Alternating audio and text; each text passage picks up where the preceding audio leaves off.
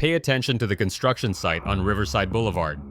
At 7:23 a.m. on March 12, 2024, a demolition crew began tearing down an abandoned textile factory in Columbus, Ohio. The building had sat vacant for 18 years. The crew expected concrete and rebar. They found something else. Wrapped in heavy plastic sheeting, buried beneath 4 feet of poured concrete in the basement, human remains. The medical examiner's initial assessment was straightforward. Female, late teens to early 20s. The remains had been there for decades, but it was the second finding that changed everything. DNA analysis revealed the victim's identity within 72 hours. Her name was Melissa Hartman. She was 19 years old when she disappeared on June 4, 1997. For 27 years, her case had been filed as a runaway. Her family had never stopped searching. The discovery should have closed a cold case. Instead, it opened a door investigators never expected to walk through. Melissa Hartman grew up in Clintonville, a quiet neighborhood on Columbus's north side. She was a sophomore at Columbus State Community College, studying graphic design. Her professors described her as talented and dedicated. She worked part-time at a campus coffee shop to pay for art supplies. On June 4, 1997, Melissa told her roommate she was meeting someone about a freelance design opportunity. She left their apartment at 2:15 p.m., carrying a portfolio of her work. She was wearing jeans, a white t-shirt, and her father's old denim jacket.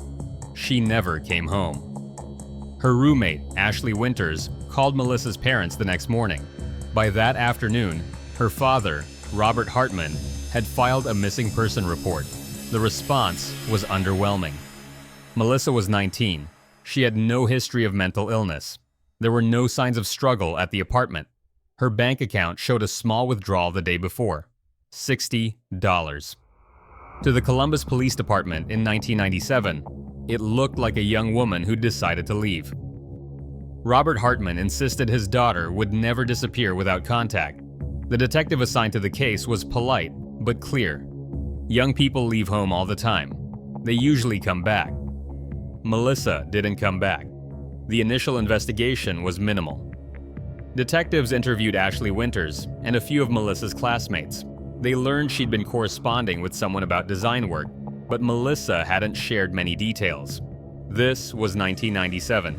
Email was still relatively new, and most of Melissa's communications happened by phone or in person. Ashley remembered one detail.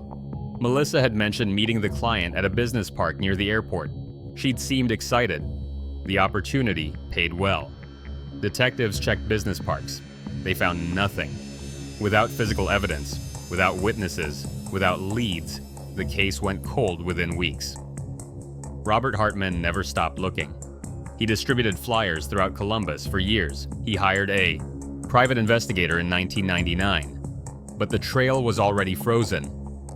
Melissa's mother, Susan, died in 2006 without knowing what happened to her daughter.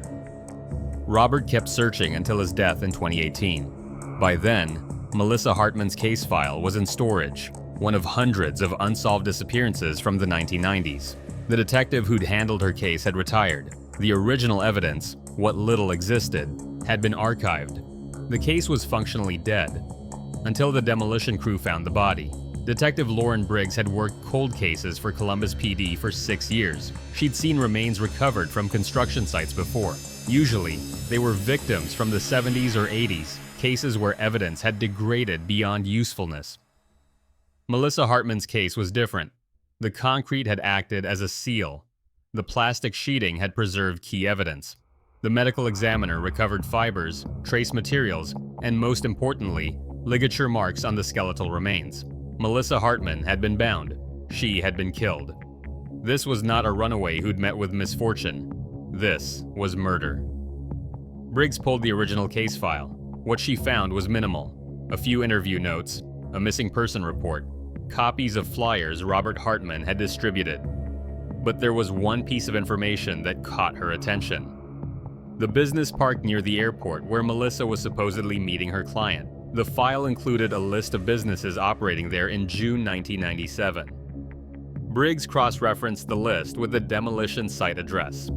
The textile factory was less than 2 miles from that business park. It wasn't proof, but it was proximity. The forensic team worked the site for 3 weeks. They found more than just Melissa's remains.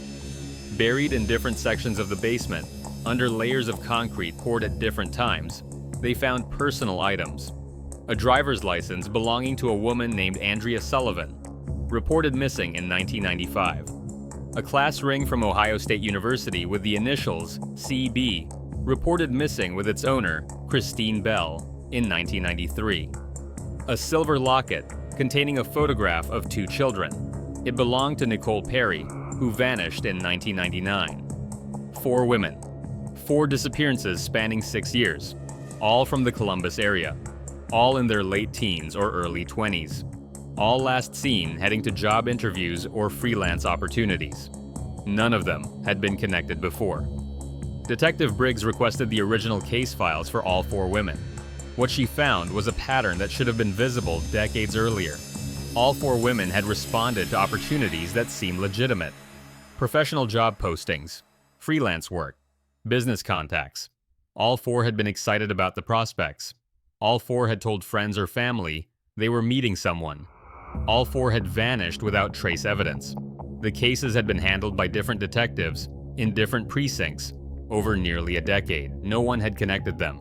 No one had been looking for a pattern. The textile factory had been owned by Riverside Manufacturing until 1998. The company went bankrupt, and the building sat vacant afterward. Property records showed it had changed hands twice in the early 2000s before the city condemned it in 2006. Briggs worked backward. Who had access to the building between 1993 and 1999? Who could have used the basement for burial without being discovered? The answer came from archived employee records. Riverside Manufacturing had employed a facilities manager named Thomas Carver. He'd worked there from 1991 until the company closed. His job included maintenance, security, and building access. He had keys to every part of the facility, including the basement. Briggs ran Carver's name through every database available. What she found made her hands go cold. Thomas Carver was currently serving a 15-year sentence in Mansfield Correctional Institution for aggravated assault and attempted kidnapping. He'd been convicted in 2003. The victim was a 21-year-old woman he'd contacted about a graphic design position. The attempted kidnapping had happened in Cleveland. Carver had moved there after Riverside Manufacturing closed. He'd set up a fake business, a small marketing firm that existed only on paper. He'd posted job listings in local newspapers and online forums. A woman named Danielle Foster responded to one of the ads. She met Carver at what was supposed to be his office, a rented space in a rundown commercial building. When she arrived, Carver tried to force her into a back room. Danielle fought. She managed to break free and run. A security guard in the building heard her screaming and intervened. Carver was arrested on the spot. At trial, prosecutors presented evidence of Carver's pattern: the fake business, the job postings, the isolated location. The defense argued it was a first offense, an aberration driven by financial stress and marital problems. The jury convicted him. He received 15 years. What the trial never mentioned, because no one knew to look, was Carver's employment at Riverside Manufacturing. No one connected him to the textile factory. No one asked about the years before Cleveland. Thomas Carver had been hiding in plain sight. Detective Briggs drove to Mansfield Correctional Institution on April 3, 2024. Thomas Carver was now 62 years old. He'd been a model prisoner. His parole hearing was scheduled for September. Briggs brought case files, photographs, evidence logs. She sat across from Carver in the prison's interview room and laid out everything investigators had found. The remains, the personal items, the pattern. Carver looked at the photographs for a long time. Then he looked at Detective Briggs. He asked for a lawyer. The interrogation, when it finally happened, lasted 9 hours. Carver's attorney negotiated a deal. In exchange for full cooperation and disclosure, the prosecution would not seek the death penalty. Carver confessed to 5 murders: Melissa Hartman, Andrea Sullivan, Christine Bell, Nicole Perry, and one more victim whose identity had not yet been confirmed. A woman Carver identified as Sarah, a runaway he'd encountered at a bus station in 1994. He described his method with unsettling precision. The fake job postings, the professional-sounding phone calls, the meetings at the textile factory, which he described as his office space to victims. Once they were inside, isolated in the basement, there was no escape. He would bind them, keep them for days, sometimes weeks. When they died, from dehydration, from injuries, from despair, he would bury them in the basement. He had access to concrete and construction materials through his job. The building was vast and mostly empty. No one questioned his work in the basement. When Riverside Manufacturing closed, Carver moved to Cleveland. He couldn't replicate the same conditions, so he changed tactics. The attempted kidnapping of Danielle Foster was meant to be quick. Grab her, transport her to a storage unit he'd rented. Danielle's escape ended everything. Thomas Carver was charged with 5 counts of first-degree murder in April 2024. His trial began in September and lasted 3 weeks. The evidence was overwhelming. DNA from the burial sites matched Carver's. Forensic analysis of the concrete matched materials he'd had access to through Riverside Manufacturing. Archived emails from the mid-1990s, recovered from old company servers, showed Carver had posted job listings under fake business names. The prosecution called Danielle Foster to testify.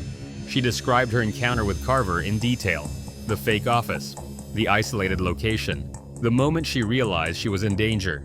She described him in 5 words: "He looked at me like merchandise." The defense presented a mitigation case: childhood abuse, untreated mental illness, social isolation.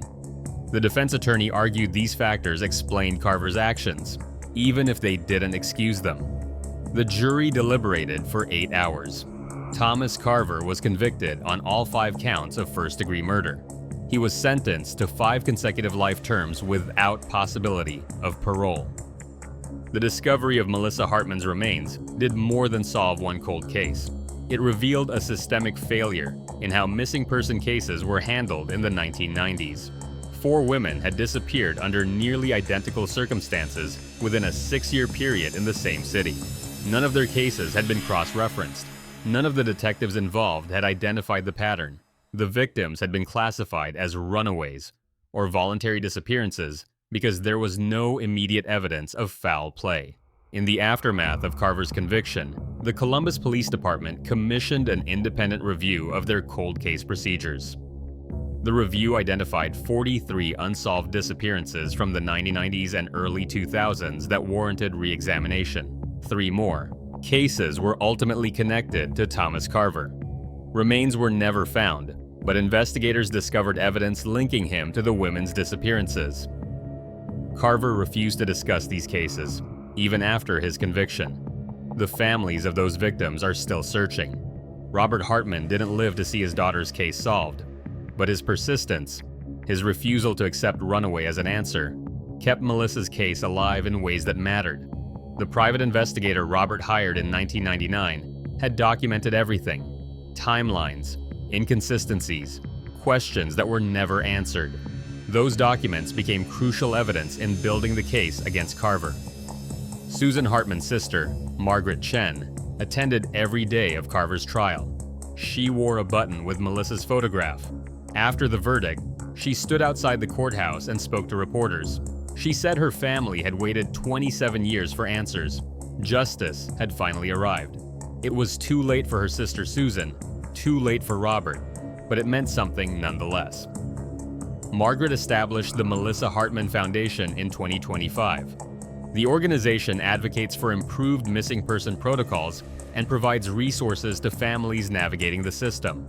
The foundation pushes for mandatory cross-referencing of missing person cases and better training for detectives handling disappearances. Some jurisdictions have adopted the changes, others have not. The textile factory on Riverside Boulevard was fully demolished in June 2024. The site sat empty for months while investigators completed their work. In 2025, the city approved plans to convert the location into a community garden. 4 trees were planted there in a small memorial area.